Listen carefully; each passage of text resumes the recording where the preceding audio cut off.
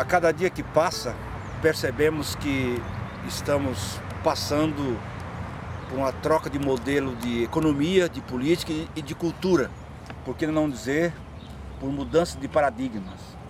E hoje estou aqui para exatamente falar de uma questão ou de um problema forte e ao mesmo tempo urgente, que é a questão da ecologia e da ética e da política.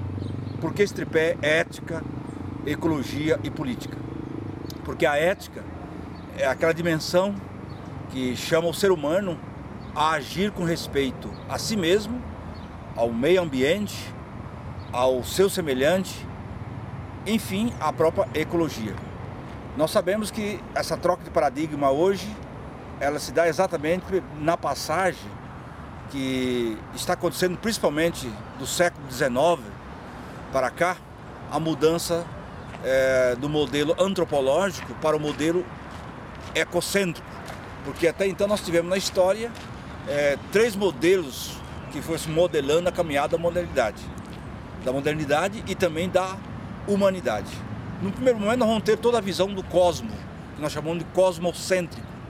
No segundo momento nós vamos ter também a visão, ou seja, a maneira de ver o mundo, que nós chamamos de teocêntrica.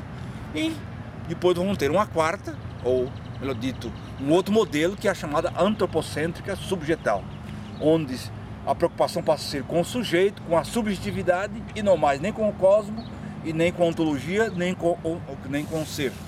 Nós temos, de fato, essa situação hoje colocada, que é preciso ser encarada com muita urgência. Que todo esse modelo antropocêntrico, como nós sabemos, ele veio marcado ou demarcado por três descobertas que o Ocidente fez. Primeiro, o Ocidente descobre o Oriente como lugar da riqueza e também o lugar da ameaça. Depois, nós vamos perceber que o Ocidente descobre a natureza como lugar da existência, da matéria, a natureza infinita. E aí vamos ter uma economia de apropriação ou de expropriação. E no terceiro momento nós vamos ter a descoberta do selvagem que é entre aspas, que é o lugar onde cabe o negro, a mulher e o índio. Quase que uma espécie de uma mão de obra barata para se vir então dessa extração. Então hoje nós sabemos que diante desses dados, nós sabemos, ou pelo menos pesquisas que mostram, principalmente a UNEP, vem mostrando isso, nessa questão da biodiversidade global, que temos hoje cerca de 14 milhões de espécies na Terra, 10 milhões dessas espécies são animais, né? 1.500.000 são fungos, 300 mil são plantas, 1 milhão das espécies restantes são algas, bactérias e micro-organismos, né? E depois nós temos, infelizmente, também a notícia triste, que aí é um problema para mim ético muito sério, que é a destruição dos habitats naturais, como a caça de animais, por seus valores comerciais, e tudo isso ameaça as espécies que estão hoje em extinção. E uma das questões que nós estamos vendo nesse belo fundo aqui, mas aqui não deixa de também não estar presente, que é exatamente o quê? A poluição, que isso ofende principalmente a água, põe em risco a flora, a fauna e em todo o planeta. Quando uma espécie desaparece, como a vaca marinha, tanto os pardais marinhos, ela nunca mais reaparece. Quer dizer, em 2000, no ano 2000, nós vamos ter 24% dos mamíferos, não é? E 12% dos pássaros que foram considerados globalmente ameaçados e também em extinção. Essa fonte vem da onde? Vem do programa da biodiversidade global, onde a Convenção sobre Diversidade Biológica, trazida pela UNEP, já no ano 2000, mostrando que de fato todas essas espécies estão em extinção. E aí, a cada ano, por incrível que pareça, 77 milhões de crianças nascem na Terra. Com isso nós vamos perceber que 11% da superfície da Terra é utilizada para o cultivo de alimentos, para o cultivo da biodiversidade e assim por diante. Nós sabemos que hoje toda essa questão da, vamos chamar, da alimentação, do cultivo da terra, põe uma questão muito grave, que é a ameaça ao próprio planeta, ou seja, a não vida na terra. E são necessários séculos para devolver a terra, ou seja, fazer a terra virar de novo cultivável, onde a terra, nós sabemos que o primeiro movimento que teve para cultivar a terra foi a espécie de, vamos chamar assim, arável, ou a aração da terra, e tudo isso vai pondo o quê? A destruição desse recurso precioso que pode ocorrer em apenas em alguns anos. Então a rotação de culturas, a irrigação, o plantio de semente de qualidade e todos os tipos de métodos, de equipamentos, vão fazendo com que esse próprio cultivo vão tornando o quê? A espécie animal em ameaça. Ou seja, para a manutenção da terra cultivável é preciso destruir grande parte do planeta.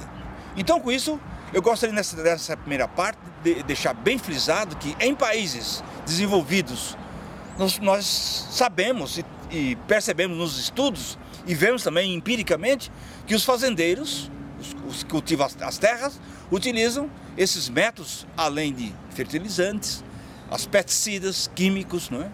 Embora a safra seja abundante e aumente, os produtos químicos penetram nos lençóis de água e com isso vai aumentando a ameaça a todas as fontes, e com isso vamos tendo o quê?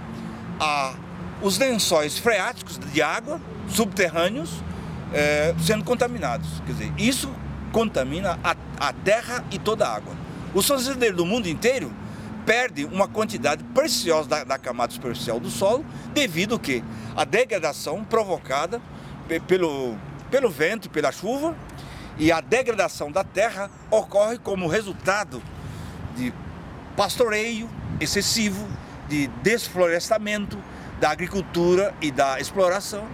E com isso, nós vamos percebendo gradativamente, e hoje se estima que de 10 a 20% da terra cultivável do mundo está, infelizmente, degradada de alguma maneira. Esse dado é do World Watch Institute, do ano 2002. Aqui já temos um problema ecológico muito sério, que põe um problema político, eu diria assim, para todos aqueles e aquelas que são os gestores públicos, e a nós, seres humanos, que temos o compromisso e o dever ético de querer vida e vida em abundância no planeta Terra.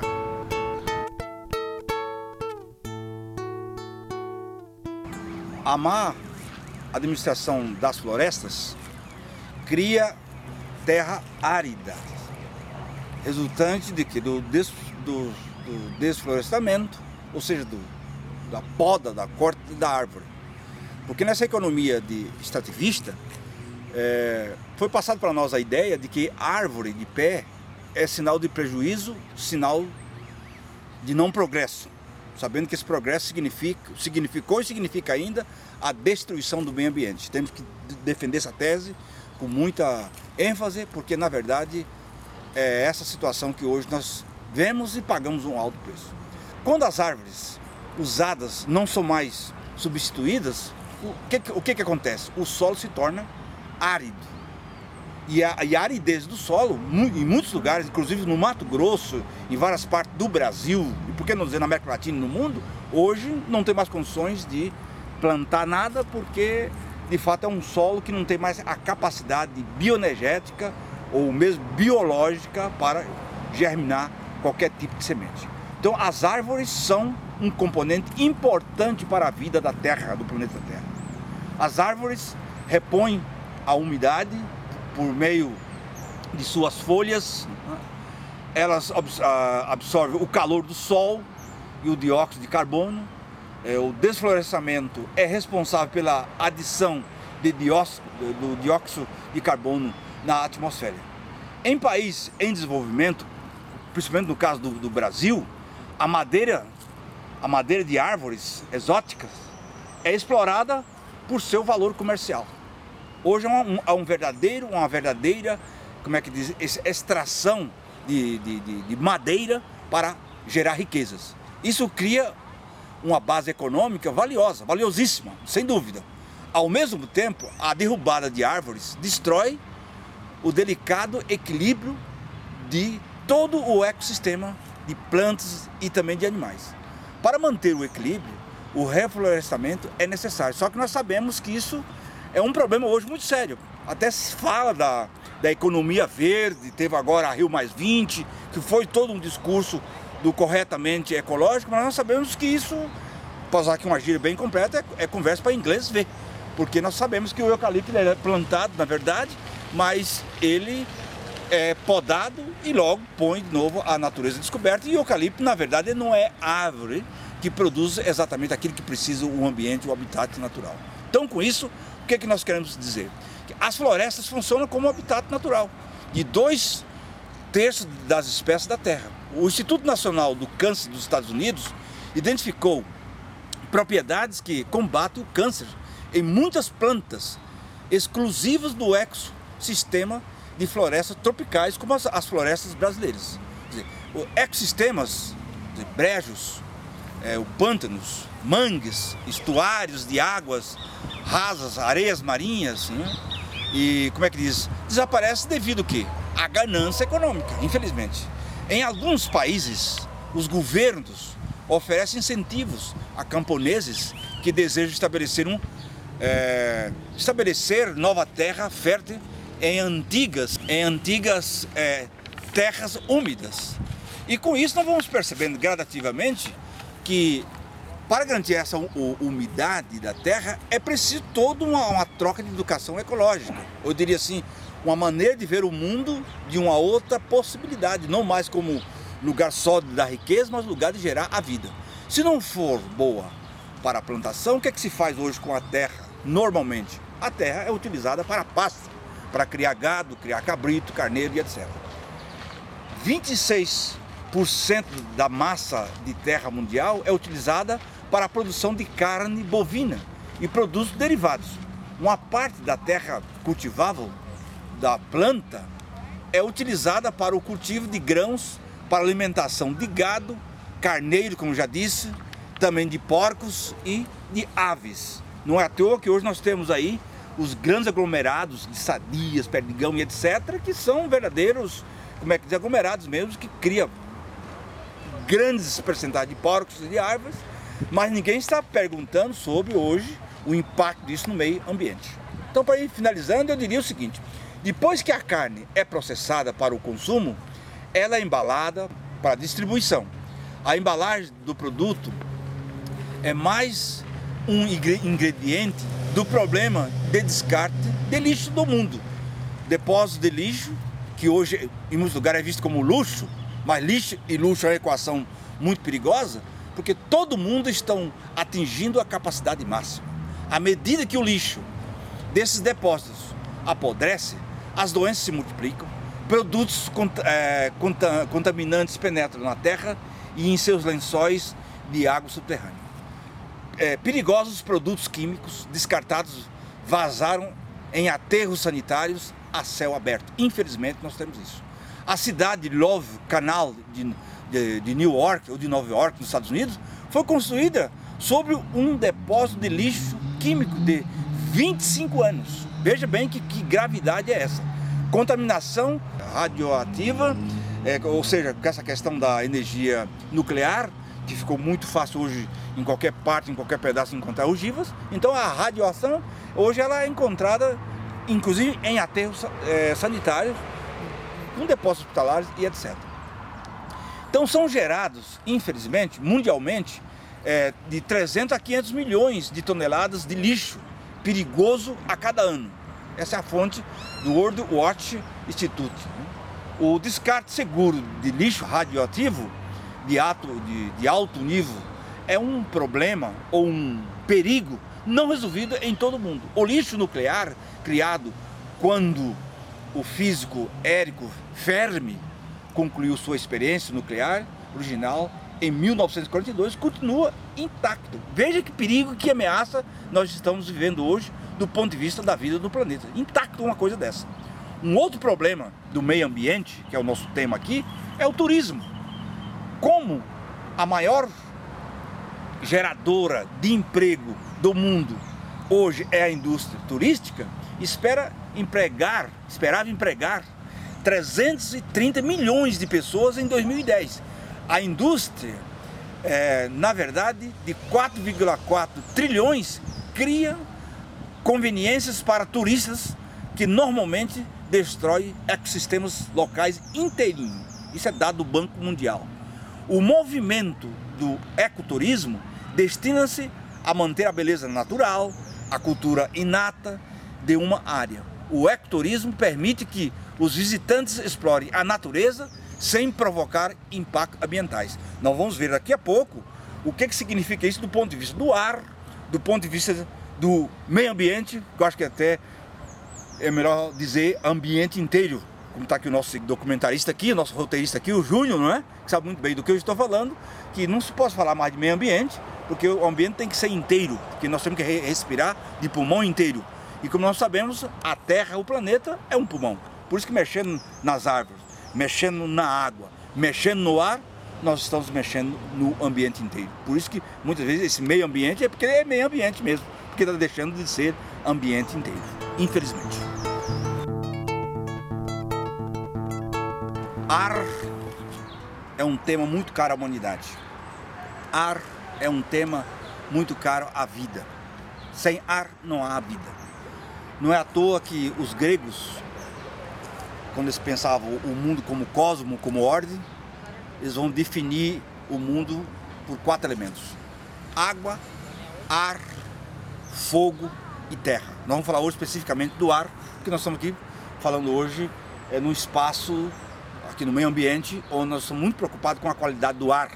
Pois nós estamos nesse bosque muito lindo aqui, porque aqui ainda se pode respirar ar puro, pelo menos purificado pelas belas árvores que ainda restaram nesse lugar que um dia foi com certeza floresta. Então, de acordo com a Organização Mundial da Saúde, a OMS, em Pequim, a Cidade do México, a Jacarta, Teherã, Bangkok, Manila, Sofia e Santiago estão entre as cidades que apresentam o ar mais poluído da Terra. Carros, fábricas, reatores nucleares, fornos a lenha, erupções vulcânicas e etc. contribuem para a poluição do ar.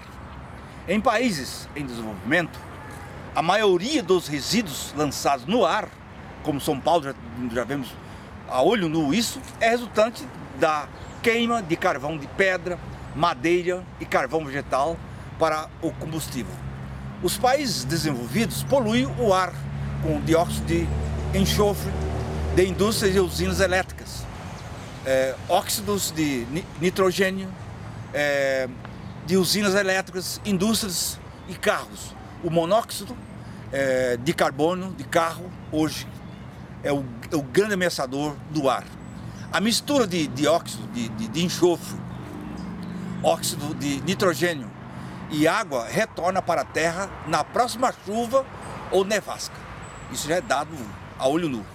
No fenômeno conhecido como chuva ácida, esses produtos químicos danificam florestas, construções e também monumentos. Quantas coisas da cultura e da história hoje já não existem mais porque são corridas exatamente por essa reação química que está aí no ar.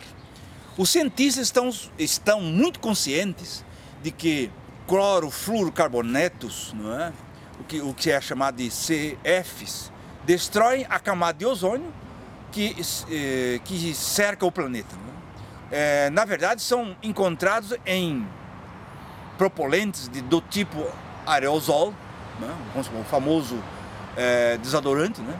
Refrigeradores, também são encontrados também em condicionadores de ares, bem como em gás propelentes de aerosóis, espumas, olões utilizados em extintores, né, de incêndio, solventes utilizados na produção de espuma para o setor de construção e também de embalagem, né? E um outro elemento interessante a gente observar, com um tempo de vida de 50 a 160 anos, todos esses poluentes libertados no ar há 30 anos estão agora atingindo a estratosfera. Esse é que é o triste da coisa. A camada de ozônio da estratosfera fica entre 15 a 50 quilômetros acima da superfície da Terra. O ozônio protege o planeta contra a radiação, o chamado UVB. Sem a proteção do ozônio, a incidência de câncer de pele acarreta a cegueira e irá multiplicar infinitamente. Por último, sobre essa questão do ar, nós queremos dizer ainda que uma ocorrência natural da nossa atmosfera é a troca de gases de efeito estufa. O dióxido de carbono e o vapor de água se combinam para criar a umidade de uma estufa. Essa troca mantém a temperatura da atmosfera terrestre.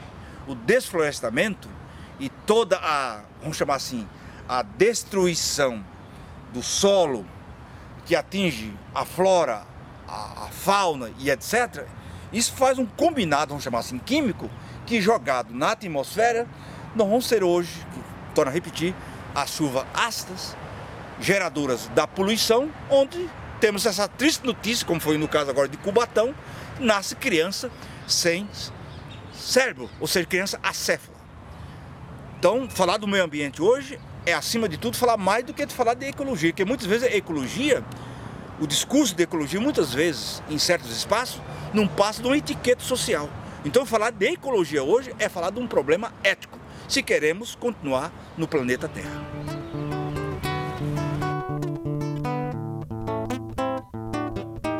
Há poucos falávamos do ar e falamos também da terra.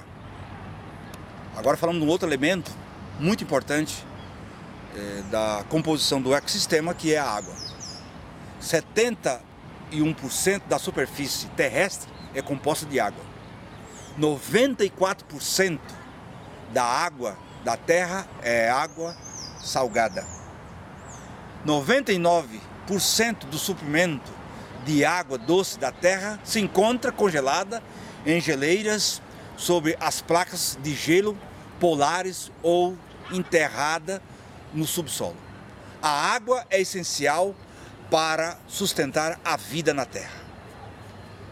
A água contaminada pelos habitantes, vamos chamar assim, de todos os países, afeta as plantas, os animais e também vamos chamar assim, a vizinhança, os países vizinhos. As temperaturas globais que nós vemos agora aumentar nos últimos 50 anos, isso põe o quê? Medições da Terra e também do oceano a revelarem em 2001 que foi o segundo ano mais quente registrado desde o século XIX. Isso é um dado muito grave e muito importante para a gente prestar atenção o que nós estamos fazendo com o nosso habitat ecológico natural.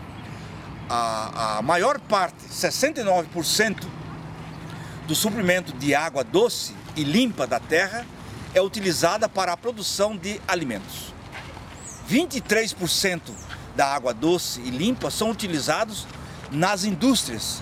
Em alguns países desenvolvidos, as indústrias encontram maneiras de usar a água, não é? 8% são utilizados domesticamente. Cerca de 1,3 bilhões de pessoas não têm o direito humano ao acesso à água potável. Problema, de novo, problema ético aí. Enquanto uma nação pode utilizar o suprimento de água disponível para descarte de dejetos humanos, seus vizinhos podem utilizar o mesmo curso de água para beber. Cerca de grande percentagem da população mundial utiliza fontes de água compartilhadas. A água e alimentos contaminados expõem o quê? Põe um problema sério de higiene, põe um problema político, a questão do saneamento inadequados, que provocam a morte de 1,7 milhões de crianças menores de 5 anos. Esse dado aparece muito bem em 1991 na Cúpula das Nações Unidas para o Desenvolvimento Sustentável. O escoamento de compostos agrícolas, pesticidas e outros produtos químicos, lixo e esgotos, todos fluem para os cursos de água. Os poluentes fluem dos cursos de água do interior para os oceanos. muitos poluentes permanecem aprisionados na costa. Esses poluentes envenenam a vida marinha, evidentemente, que é uma importante fonte de alimento. E com isso nós vamos percebendo gradativamente o quê? Que à medida que a população aumenta, a poluição adicional da água proveniente do turismo, da poluição do petróleo, do lixo industrial, de fertilizantes e de pesticidas cria o florescimento de algas conhecidas como marés vermelhas. Olha que nome chique, marés vermelhas. Isso é uma peste. Essas marés tóxicas, horrorosas, esgotam o quê? O oxigênio da água, matando a água. Sem oxigênio, o que acontece? Vai ter zonas inteiras mortas. Aparecem no oceano já hoje medido e calculado por reagentes químicos. Quer dizer, o escoamento de solo poluído, o lixo de navios, o despejo de lixo no solo, as operações de minerações de litoral e a produção de petróleo são as maiores causas de poluição marinha. Também ocorrem vazamentos, entre aspas, acidentais e também propositais de petróleo. O vazamento de isótopos radioativos de submarinos nucleares é outra fonte de poluição. Então, com isso, fica aqui o apelo, o grito, que nós temos que fazer uma combinação urgente. A ecologia não pode ser apenas uma etiqueta social ou uma boa maneira. A ecologia é um problema ético. A ecologia é um problema de defender a vida. Porque nós estamos chegando no momento que a agressão ao meio ambiente, a natureza está sendo de tal maneira que daqui a pouco a natureza mesmo vai nos convidar a sairmos daqui. Já há alguns sinais, maremotos, não é? A questão da mudança do clima a cada dia, que hoje é chamado de aquecimento, que algum cínico diz que não há aquecimento, que apenas há um realocamento de clima e etc. Mas nós percebemos que a falta de chuva, a alta temperatura do sol que está aí, ela não é de graça. É porque a camada de ozônio está sendo comprometida e não é à toa que hoje nós temos aí esse dado horroroso de câncer de pele, onde hoje nós temos que estar totalmente coberto com protetor solar, que é apenas, um maquiador dessa chaga social, ecológica e eu chamaria assim, desse crime político e dessa atitude não ética, moral, que está levando a grande parte da humanidade a ficar doente por não ter cuidado com o seu próprio meio ambiente ou com a sua casa comum, que é a ecologia. Agradeço ao Júnior por ter me dado essa oportunidade de fazer esse documento e trazer presente esse alerta ético, político e ecológico para que nós estudantes, e ele como agora também roteirista, documentador, possa fazer esse grito para que nós tenhamos um lugar para todos nós e principalmente para aqueles que ainda não nasceram, que têm o direito de ter uma terra sadia, uma terra de saúde para todos nós.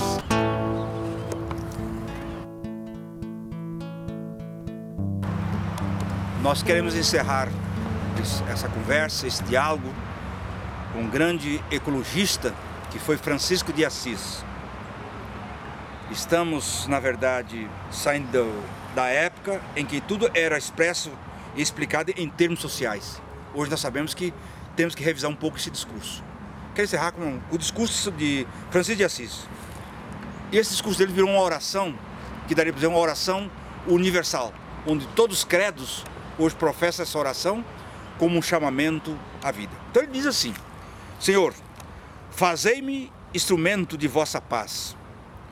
Onde houver ódio, que eu leve o amor. Onde houver ofensa, que eu leve o perdão. Onde houver discórdia, que eu leve a união. Onde houver dúvida, que eu leve a fé.